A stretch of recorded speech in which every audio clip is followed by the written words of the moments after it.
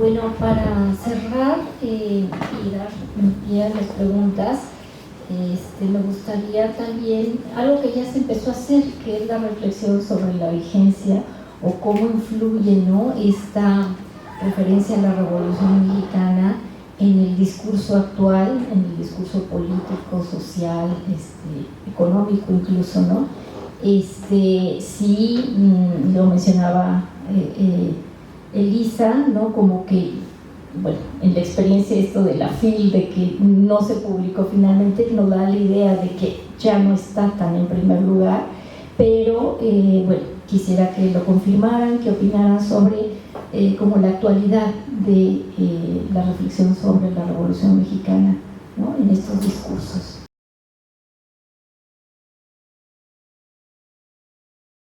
Gracias. Pues si quieren empezamos, Elisa. Bueno, gracias, Rosy. Yo creo que tendríamos que hacer la pregunta a los jóvenes estudiantes de historia, si están interesados por temas relacionados con la revolución o no. Y creo que también aquí, aunque de otra manera, es un tema de generaciones.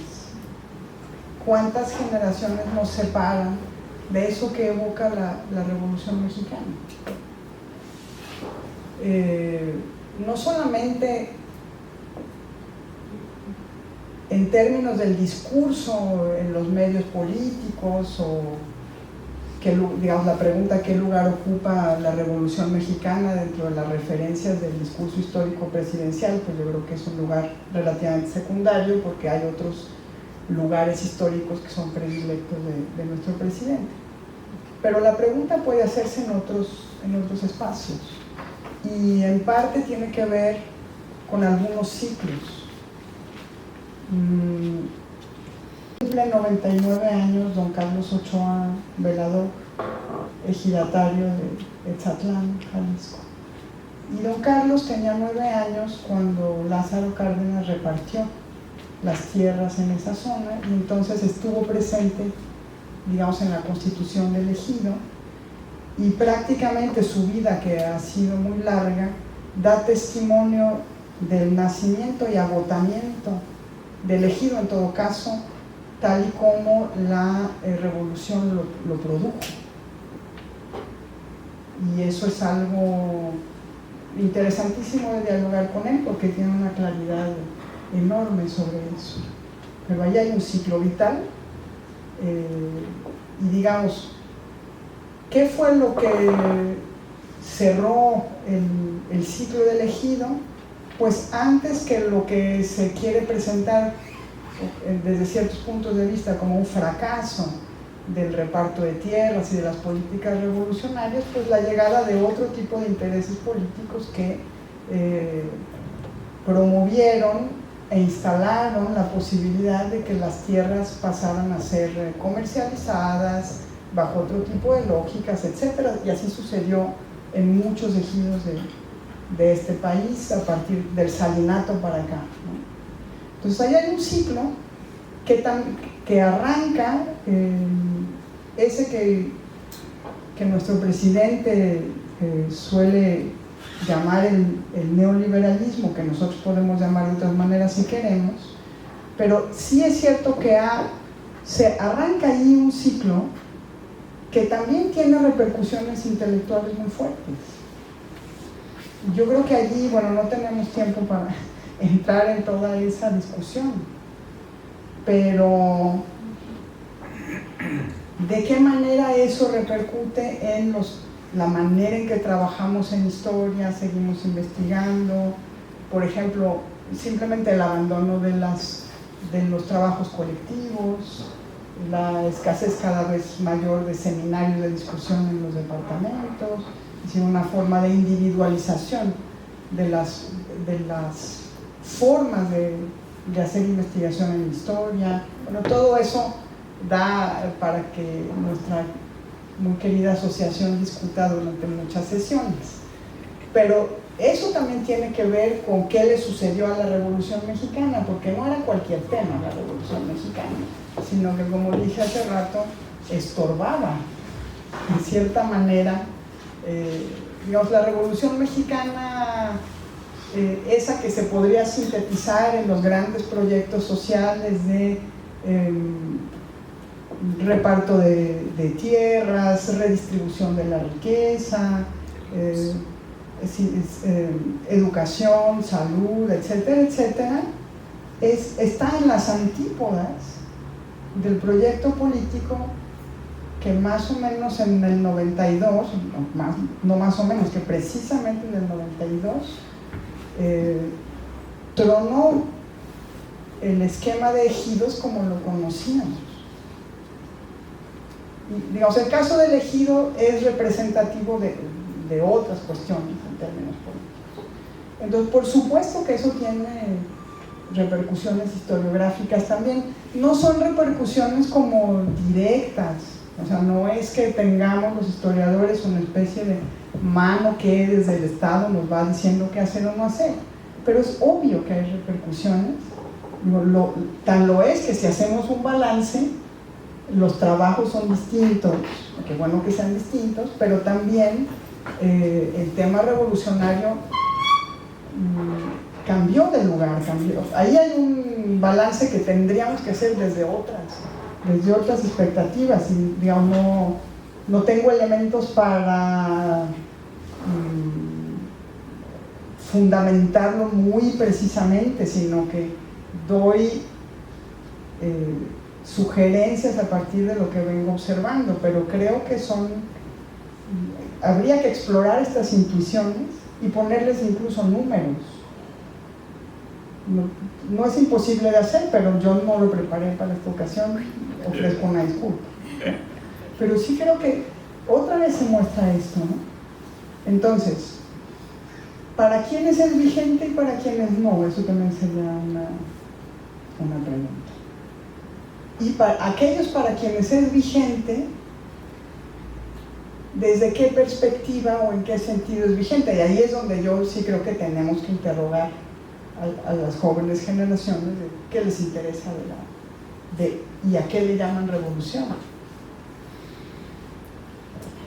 Muchas gracias.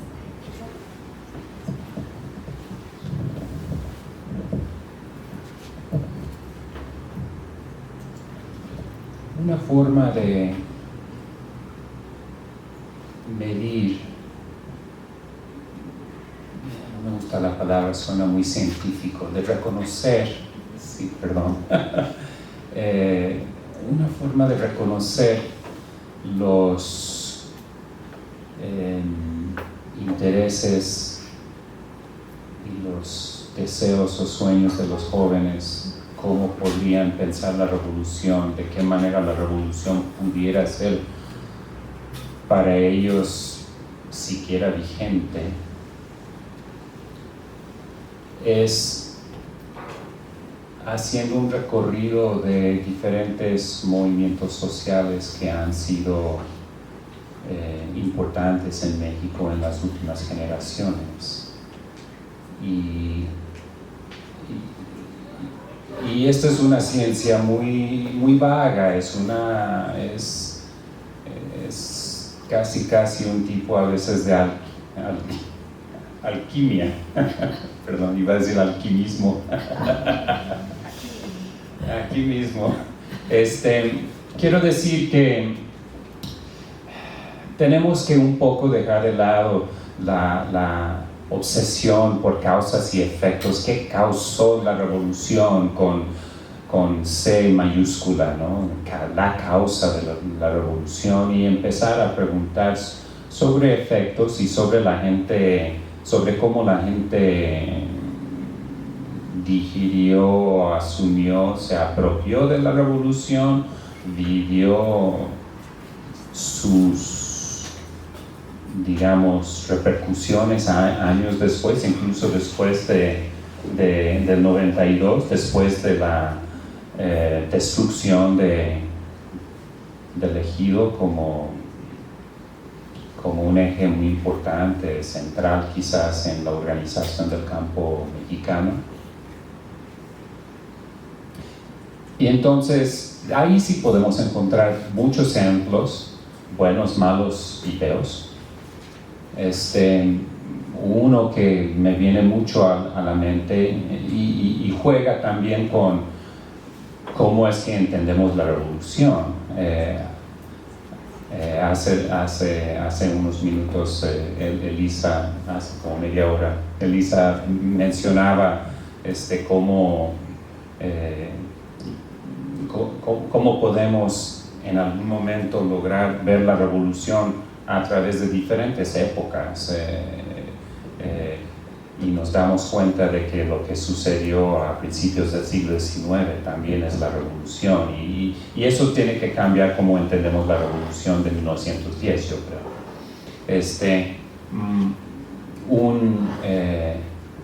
Una idea un poco esquemática y un poco quizás,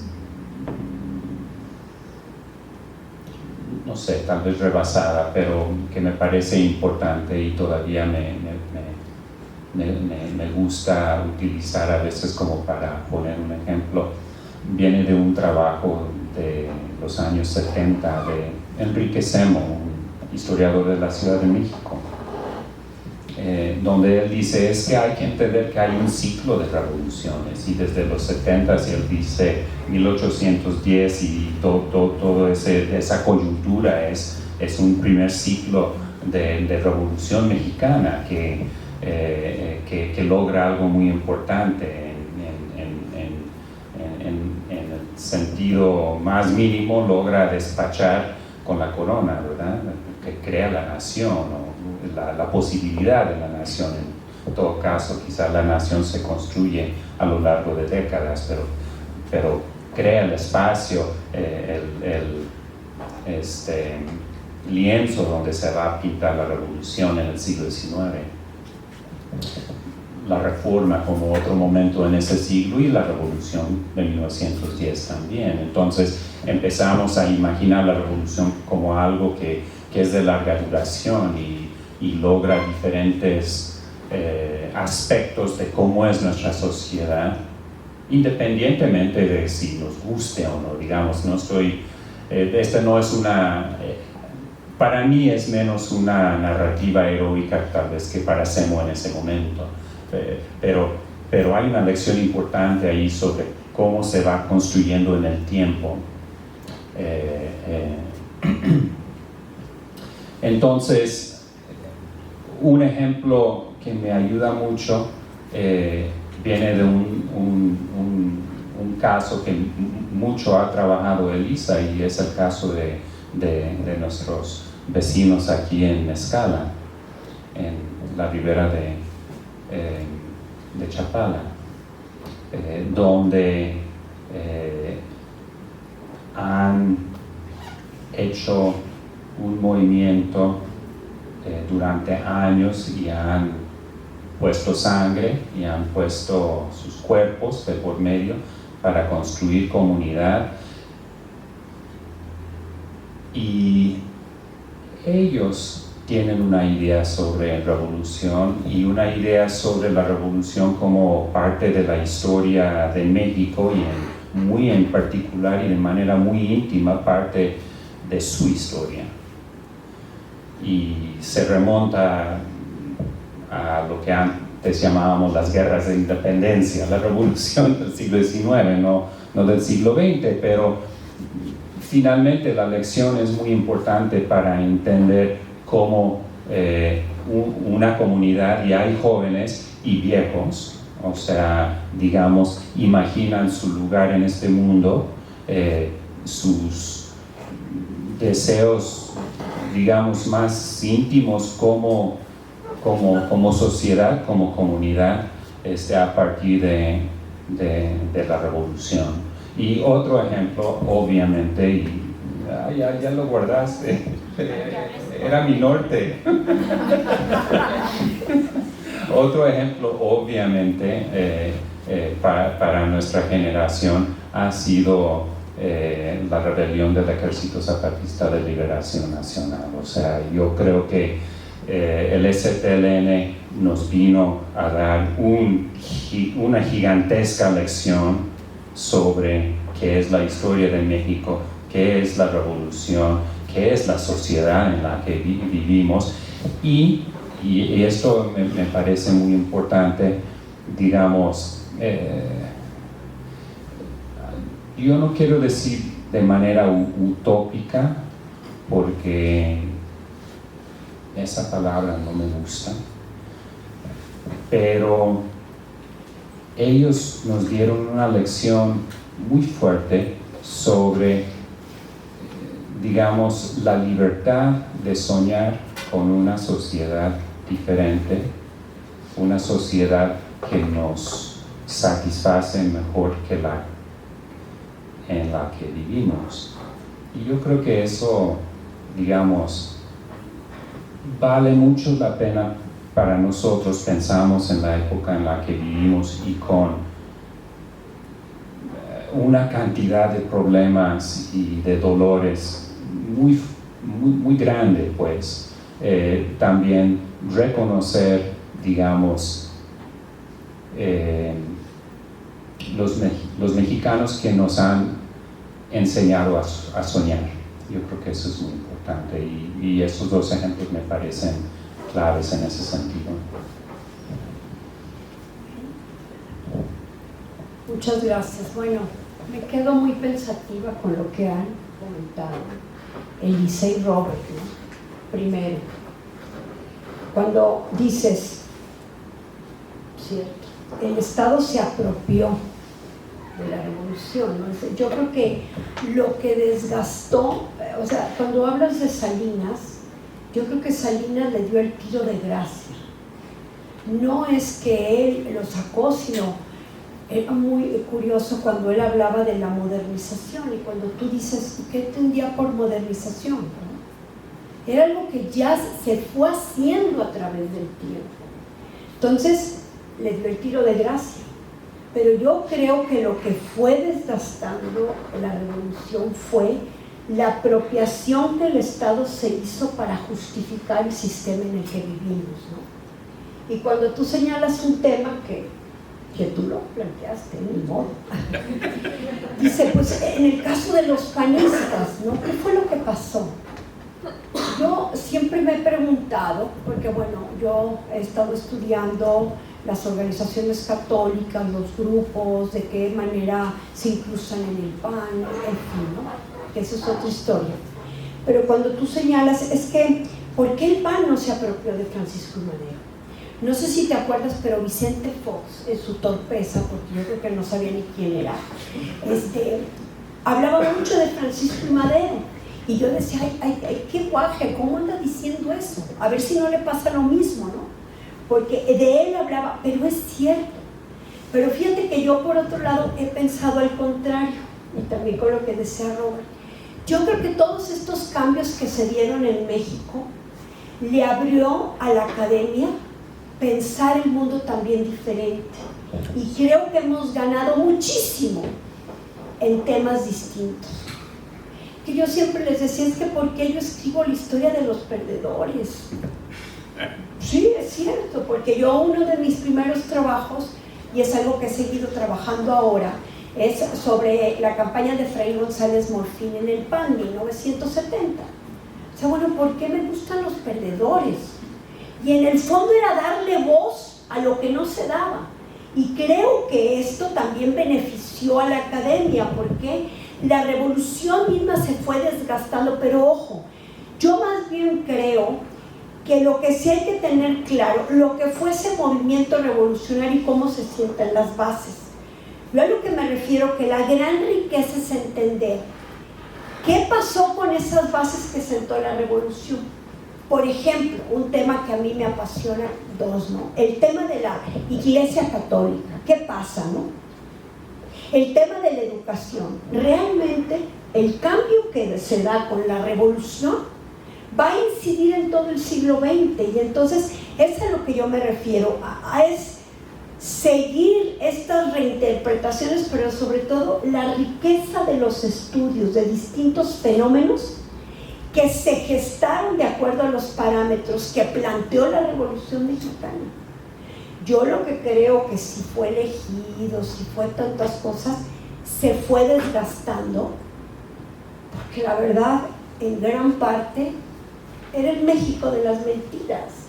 O sea, ¿el ejido realmente benefició para lo que se decía que había beneficiado? Yo creo que no. Yo creo que tuvo muchas bondades, pero bueno, ni modo, yo estoy con los, ya no son ya no sé qué son, si ganadores o perdedores, ¿no? Pero, no, eso ya, así como dicen, ya. No, a lo que voy es que también hay que entender que la historiografía, miren, es algo que no viene mucho al caso, pero siempre cuando la gente me dice, es que, ¿sabes qué? Los panistas eran profranquistas, ¿no? ¿Qué vas a decir para ver si me No, es que te voy a decir, yo siempre digo, vamos tejiendo fino.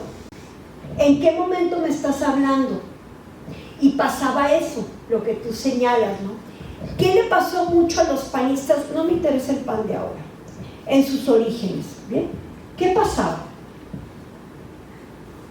El discurso de los gobiernos que emanaron de la revolución eran: yo soy la revolución, yo la transformo, yo la interpreto, yo la institucionalizo.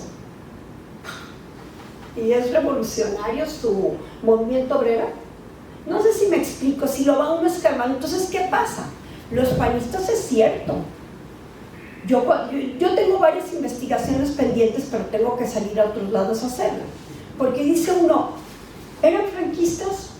Pues sí, me acuerdo cuando iba antes de que naciera el PAN, le hacen una entrevista, los muchachos que pertenecían a la UNE, le hacen una entrevista a Manuel Gómez Morín, y Manuel Gómez Morín claramente habla del franquismo, y yo me pregunto por qué, realmente en ese momento, ¿qué significaba? El contraste con los gobiernos revolucionarios. Los gobiernos revolucionarios eran proindigenistas, desconocíamos nuestro origen, que nos guste o no, español. No somos ni indígenas, eso es lo que yo pienso, ni españoles, somos mexicanos. ¿Qué pasaba? Los panistas, yo creo que esa parte de Franco, en ese momento, les gustaba. Después, no digo que, no, ahorita no me atrevo a decir sí o sí no, pero se empiezan a deslindar. Pero yo creo que a veces esas interpretaciones sí están dadas muy por el momento histórico. Yo por eso ahora me ha dejado muy pensativa la mayúscula y la minúscula, porque a mí lo que me pasó, que yo lo quería hacer de una manera y la que me corregía el estilo lo quería bajar del otro. O sea, es que ahora sí es, a ver, ¿por qué? ¿No? Esa es la gran pregunta. Y tú dices, es que es otra forma, sí, pero yo también me pregunto y digo, bueno, es que también, pues, ya se desgastó tanto que hay que hacerla bajita para que no se note, ¿no? Porque era, sí, no te digo porque así me decía, Laura, ya no se usa, así es. Ah, ya no, sí. Pero sí me explico, o sea, como que también pues todo tiene sus pros y sus contras, fíjate, yo lo que vi, todos estos cambios, que dije, qué curioso, ahora veo que hay mucha mayor pluralidad en los temas que estudian los jóvenes también, y los ni tan jóvenes. Por ejemplo, Robert, los temas de la cuestión de iglesia, Estado, cuestión de religión, es increíble lo que han proliferado, lo de los intelectuales católicos, y en toda América Latina, y dice uno, no se usaban, eran mal vistos, no sé si me explico. Entonces, yo creo que con todo y todo, pues siempre es pertinente una nueva interpretación de acuerdo al momento en que se da. Pero yo creo que más que nada, que la gran riqueza es eso que plantea la Revolución Mexicana, cómo cambió el siglo XX. Eso que dice Alan Knight es cierto. No todo se lo echemos a la Revolución, ¿no? ¿No? Y también hay que ver el entorno internacional, que eso sí a veces pienso que los mexicanos creemos que somos una islita, a veces pienso, y que hay que voltear, ¿qué pasaba afuera? Y entonces de qué manera incide adentro, ¿no? Pero bueno, Rosy, creo que me pasa. Gracias. No, perfecto. quiero agradecer a los invitados que aguantaron estas 3 preguntas, porque debo decir que no les avisé de qué se trataban, entonces es un poco como acomodar todas estas ideas, ¿no? Conforme a se tocó la música aquí. Entonces, pues muchas gracias y creo que tenemos tiempo para una ronda de preguntas. Por favor, si quieren participar para los ponentes, para que no sea pregunta y respuesta. Una primera pregunta. Ok, bueno, yo estoy interesado en este tema de la revolución precisamente porque es un proyecto que estoy viendo para mi licenciatura y bueno, me llamaba mucho la atención lo que ustedes mencionaban sobre la interpretación que tenemos de este movimiento en el tiempo. Nos estaban hablando de qué significa la revolución ahora y qué significó en su momento. Gracias. Nos hablaba de cómo la revolución, bueno, qué significaba para las personas que lo vivieron o las personas de las que se apropiaron el discurso y tuvieron ahora sí que la arrogancia de decir esto es revolucionario, esto no. Las personas que uno se apropia pues del discurso en esas instituciones, pero eso tiene que ver más con el tiempo. A mí algo que me interesaba y que quería plantear, que es algo que la doctora Cárdenas ya habló hace un momento, que era del lugar. Se planteó el debate de que hablaba que en Sonora, que en Jalisco, pero bueno, a mí me interesaba ver esto de qué papel tienen las pequeñas comunidades, digamos los pueblos, los lugares que están un poco más alejados de estos focos que llamamos revolucionarios, como que el Bajío, la Ciudad de México, Sonora. ¿Qué papel tienen las localidades, los municipios que se mantuvieron un poco más alejados? ¿Cómo podemos incorporar su existencia a las nuevas perspectivas o nuevos enfoques que se están dando actualmente con las nuevas generaciones de historiadores? Bien, antes que todo, felicitar a los organizadores de este evento, al doctor Sergio Valerio Ulloa, a todos los participantes que de manera muy clara nos han expuesto su punto de vista. Y pues yo dirigiría la pregunta a la doctora Laura Alarcón Menchaca en vista de su especialización en materia de estudios religiosos enfocados dentro del esquema de la historia de México, y creo que la revolución fue muy enfática también en varios temas, como lo fue el conflicto Iglesia-Estado, que no es, como lo dicen, solo del 26 al 29, como se ha planteado en innumerables ocasiones, sino que aquí en Jalisco tuvimos constancia de un pleito casado de Manuel M. Diegues con el arzobispo Francisco Orozco y Jiménez, y todo un esquema periodístico de una coordinación que hizo el gobierno de crear periódicos, pero también la Iglesia crea periódicos para defenderse, como el caso del periódico El Gato, que ataca a la Iglesia, y La Palabra de Anacleto González ataca al gobierno, ¿no? Entonces, ¿qué opina usted de esa revolución planteada desde la coyuntura del conflicto Iglesia-Estado? Pero además, ¿qué opina usted de las asociaciones creadas en la época revolucionaria en varios lugares de la República con un afán cultural e intelectual, como el caso del licenciado José María Lozano Rábago, un jalisciense que en la tribuna parlamentaria en el Congreso Federal hace todo un argumento de unos cambios radicales en el esquema gubernamental? Entonces creo que ahí cerraría la pregunta, pero en base a estos dos giros, conflicto Iglesia-Estado y intelectualidad dentro de la revolución que también estamos planteando.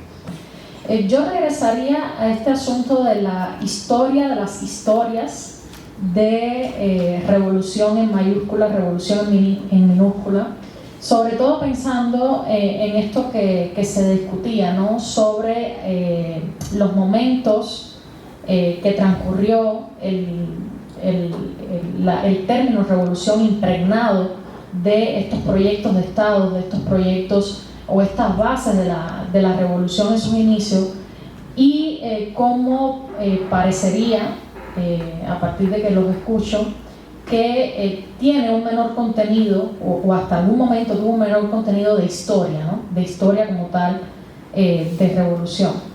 Y a mí lo que me da la impresión escuchándolos, desde estas variantes, ¿no? Desde estos focos, desde donde observan, desde los actores que parecerían que son los perdedores, pero habría que ver hasta qué punto también, ¿no? Y desde qué perspectiva, desde la cuestión de buscar esas otras revoluciones dentro de el término revolución, desde los actores, desde las prácticas ciudadanas, etcétera, como se ha planteado acá, y por supuesto que hay muchísimas otras visiones, pero parecería que buscar revolución con minúscula, buscar pluralizar la discusión sobre revolución desde la historiografía, parece también un ejercicio de transgresión frente a ese significado de revolución que contiene cuestiones mucho más específicas con respecto a proyectos de Estado. No sé si se ve así, pero me gustaría saber si en algún momento ustedes como investigadores, y regresando a este asunto del lugar social, ¿no? En el momento en que escribían sobre revolución, en el momento puntual que pensaban la revolución, lo vieron así, ¿no? Como un ejercicio también para transgredir la historia compacta o que parecería compacta sobre revolución en un momento determinado. Entonces, bueno, sería mi propuesta, ¿no? Si se pudiera por el tiempo. Bien, bueno, antes que nada agradecer la presencia y la participación de los ponentes, de los participantes de la mesa, también al público que está aquí y asistió en gran número. Pero bueno, yo también quisiera preguntarles sobre el centro del cual pues ustedes mencionaron que hubo un agotamiento desde la historiografía sobre el tema de la revolución, pero también hubo una diversificación muy amplia de estudios. ¿Qué fue lo que causó principalmente? Ese eje de la historia política, en donde se había discutido abundantemente sobre los actores, sobre los procesos, sobre la cuestión de las disputas por el poder. Y eso fue lo que, a final de cuentas, en la década de los 80, digamos, llegó a un límite. Pero se diversificaron mucho la historiografía, ¿no? Dejó de ser llamada la revolución, con mayúsculas, a llamarse las revoluciones, porque ya decían, no nada más hay una revolución, sino que hay varias revoluciones. Y entonces surgió toda la historia regional de las revoluciones. Pero también se atomizó tanto que cada pueblo tenía su historia de la revolución. Y distintas historias a partir de los que no participaron en la revolución, que fue la gran mayoría de la población, ¿no? Estos actores sociales, estos individuos que vivieron en el periodo de la revolución, pero que, como dice Elise en algún momento, no fueron revolucionados, ¿verdad? Sino que vivieron la revolución desde su lugar social, ¿no? Y en este caso surgieron otras historias, y me apunto, ¿no?, ahí sobre la historia de los empresarios, que la revolución nunca menciona que es a favor de los empresarios, los capitalistas, la burguesía, pero fue la más beneficiada con este movimiento de la revolución. Pero también eso llega a un cierto momento que se agota, ¿no? Y entonces las nuevas generaciones de estudiantes, yo lo vivo como maestro, ya no tienen mucho interés en ese periodo de la revolución. Y como dicen, pues hay que preguntarles a los estudiantes por qué este periodo tan importante para la historia de México ya no es tan socorrido para estudiarlo, ¿no? Y pienso que se abren muchos otros temas, y ese es el problema. No sé qué opinan ustedes. Gracias. Pues precisamente creo que es a lo que yo me refiero, ¿no? Es decir, no voy a hablar de antes porque también se dio, ¿no? Pero cuando viene la Revolución Mexicana, pues es precisamente a lo que me refiero. Estos cambios que se dieron, por ejemplo, en materia constitucional, pues podremos decir que fue el inicio, o por decir la continuación, porque depende del momento, del conflicto entre la Iglesia y el Estado. En realidad, pues ha sido una pugna por por el poder en muchos sentidos, ¿no? Entonces, algo que he estudiado un poco es el tema de la educación, ¿no? Es muy enconado el conflicto y es cierto, no es nada más es iglesia-estado, pero también ahora creo que la riqueza de los estudios es de qué iglesia hablamos y de qué parte, en qué gobiernos o qué lugares, porque a veces es muy fácil decir iglesia-estado, ¿no? Y creo que ahora hay una gran riqueza en ese sentido de los temas. Yo en lo que he estado trabajando y que también con otros colegas, el tema de esto de los intelectuales, ¿no? Durante mucho tiempo no eran estudiados por la academia y ahora hay un interés muy fuerte en ese sentido. Yo especialmente, por ejemplo, en este caso he estado estudiando a González Morfín, pero también a su padre, que es González Luna, ¿no? Que fue el fundador del PAN aquí en Jalisco, y entonces, pues sí, son grupos de católicos. ¿Qué pasa con la iglesia? Bueno, la historia es muy rica. Yo creo que todo el siglo XX es un siglo de tensiones muy fuertes entre estos dos sectores, ¿sí? Con respecto a lo que me comenta de José María Lozano, la verdad no conozco nada, pero ya me dejó tarea, ¿sí? Porque entonces para trabajar y revisar, porque es tan rico todo lo que uno trabaja, ¿no? Que a veces ya no sé ni qué trabajo, ¿verdad? Porque pues sí, así anda uno, aquí anda uno merodeando, ¿no? Pero sí, yo creo que esa es la gran riqueza, y es a lo que voy. La revolución, lo que emanó de la revolución fue lo que gestó grandes cambios. Y entonces va a ser un punto muy importante, la iglesia y el Estado. Yo diría de las iglesias y distintos grupos dentro del Estado, ¿no? Gracias. No, al contrario, gracias, pero me dejó tarea. Sí creo que es muy importante reconocer que la historia de la Revolución Mexicana en gran medida hoy en día es algo que hacemos desde diferentes lugares sociales, y creo que eso no es el problema, creo que es la solución. Es decir, yo creo que esa heterodoxia es sana y ha permitido hablar o ser escuchados a muchos actores que se quedaban, incluyendo ciertamente a militantes católicos, por supuesto, ¿no? Pero a muchos actores ser escuchados que pues no estaban en la narrativa de la Revolución Mexicana y sí tienen, digamos, posturas al respecto. También, y así muy breve, para no caer en los pecados de nuestros antepasados, hay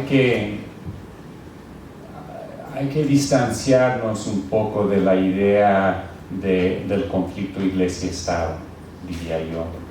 Y eso es algo que yo he tratado de hacer durante ya muchos años con lo que escribo. Voy a poner un ejemplo que complica un poco esa... Bueno, el señor se fue, pero había hablado sobre... Estamos los demás. Un ejemplo simplemente de cómo... Bueno, puse el ejemplo del villista y cómo se peleaban entre sí los villistas. Eso es un ejemplo que nos pide heterodoxia. Y otro es cuando se organiza el Partido Católico Nacional aquí en México. La historia del Partido Católico Nacional es normalmente vista como esa historia de los conflictos entre Iglesia y Estado, pero en el pueblo hermano de Tepatitlán, Jalisco, se organiza el el Partido Católico entre un grupo de laicos, pues, del pueblo, y se reúnen para ver los temas que van a trabajar en las elecciones, y llega su párroco y les dice: eso no es lo que vamos a hacer este otro. Y su párroco era como la investidura moral del grupo ahí en Tepatitlán y en muchos pueblos. Pero no querían hacer lo que él decía que hicieran, entonces finalmente tuvieron que tomar una decisión muy, muy importante, y él dejó de ser el tesorero del grupo en Tepa, y encontraron un laico, un señor de una familia de bien de Tepatitlán, que en adelante fue el de la investidura moral, digamos, del grupo en Tepatitlán. Ahí estamos viendo conflicto al interior de uno de los grupos, y eso tiene que ser una lección para nosotros, no caer en la tentación de reificar y pensar en términos de blanco y negro, etc., ¿no? Y esto es algo que sabemos simplemente desde 92, que es, como dijiste hace un buen rato, un momento clave, no solo para el artículo 27 y el ejido, pero también para la Iglesia. Bueno, qué bueno que Sergio recordó enfáticamente la diversificación temática. Y claro, eso en el tema de la revolución o de las revoluciones, un tema amplísimo, pues es obvio que ha habido una diversificación que, como decía hace rato, surge también de nuevas corrientes historiográficas que vienen a ensayarse sobre ese terreno, y ahí, o de nuevos enfoques a distintas escalas, combinaciones de enfoques, y pues eso no puede sino enriquecer, y qué bueno que siga sucediendo. Perder de vista que ninguna población, por alejada, y alejada de dónde, por aislada y aislada con respecto a que es una isla, para retomar la expresión que Laura misma retomaba hace rato, y en esa medida forma parte de o tiene una historia común que se juega en otras escalas o en otros niveles. Cuando yo hice la exploración sobre el caso jalisciense, me gustó pensarlo en términos de márgenes, pero no de márgenes como de marginalidad, sino como en márgenes de río. Y lo pensaba yo así: el caudal dominante de la historia de la Revolución Mexicana, pues va como de Sonora a Yucatán, y tiene sus lugares privilegiados. Hay un caudal mayor donde pareciera que la revolución no se interrumpe, no cesa, tiene una potencia enorme y va arrastrando. ¿Y qué pasa con todas esas regiones que también están allí, pero no están en ese caudal? Están un poco como en las márgenes de un río. ¿Y qué sucede con cualquier río? La vida del río, en distintos ciclos, va a incluso inundarlas por momentos y luego a dejarlas relativamente secas. Y en esos términos me gustó a mí pensar a varias de las regiones de Jalisco como en las márgenes de la revolución, pero no por estar marginadas sino por participar de la vida de la revolución de manera, no dentro del caudal principal, pero sí afectadas naturalmente por eso. Y creo que, no estoy segura de si a esta distancia, de más de 20 años de distancia de cuando empecé a pensarlo en estos términos, si lo tuviera que pensar de nuevo, lo arrancaría nuevamente así, pero tal vez. Y luego, bueno, sí, por supuesto, Ibizami, muchas gracias por la pregunta, que tratar de diversificar la revolución o de pensarla un poco más a ras del suelo, como ha sucedido en todos los casos de las grandes revoluciones. Estoy segura que en el caso de la Revolución Cubana también hay esfuerzos historiográficos en ese sentido. Pues insistir en eso, en salir de una especie de bloque, de bloque interpretativo dominante, que ya para el caso mexicano, yo creo que la historiografía sobre la revolución ha sido tan prolífica desde enfoques tan distintos que no tenemos una especie de bloque historiográfico dominante. Lo que sí había era un uso por el Estado, es decir, una instrumentalización del término de revolución para legitimación del Estado. Que eso impactaba la historiografía, sí, yo digo, se debe tener mucho cuidado en no imaginar que es un impacto directo, ¿no? Definitivamente no es así, pero que eso tenía un impacto sobre la historiografía, sí, y que frente a ese impacto es claro que había una voluntad explícita de buscar otra cosa, cuando estábamos buscando otra forma de escribir historia, simplemente. Bueno, yo también quiero agradecer a Rosy las preguntas, ¿no? Y le devuelvo el micrófono. Gracias. Bueno, pues muchas gracias por estas respuestas que siguen manteniendo la reflexión. Yo quisiera decir que no solo Laura se lleva tarea, creo que toda lo que se ha dicho aquí, ¿no? Quedan pendientes muchas reflexiones. Espero que en un año podamos estar aquí nuevamente, ¿no?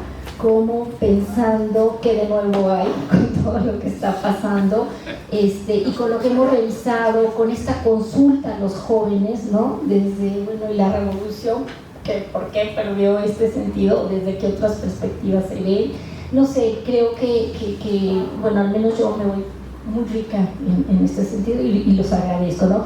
También quiero agradecer, y es lo que tengo que aclarar, este es un evento, una actividad organizada por los colegas, por Sebastián Herrera, por Isabel Juárez. Ellos habían formulado las preguntas, yo le metí por supuesto cuchara, ¿verdad? Y pues, siempre modificando. Pero bueno, esto también ha sido muy bueno porque es una actividad que hacemos en equipo, los de difusión, todo esto, y pues quiero agradecer también a todo el equipo, ¿no? A los que están grabando, a los que están difundiendo y organizando, y creo que tendremos una siguiente sesión, espero para cerrar el año. Recuerden, los jueves primero apartar. Y para generar este espacio que, como lo estaban mencionando, se ha perdido dentro de la universidad, ¿no? O de los centros de trabajo, porque no hay tiempo. Entonces, así como un poco más relajado, más de reflexión, me parece que este puede ser un muy buen ejercicio. Entonces, agradezco a los asistentes, y bueno, los vamos a invitar. Hay un brindis, ¿verdad, Sergio? Y entonces están cordialmente invitados, agradecerles, y pues aquí los esperamos para la siguiente sesión. Muchas gracias.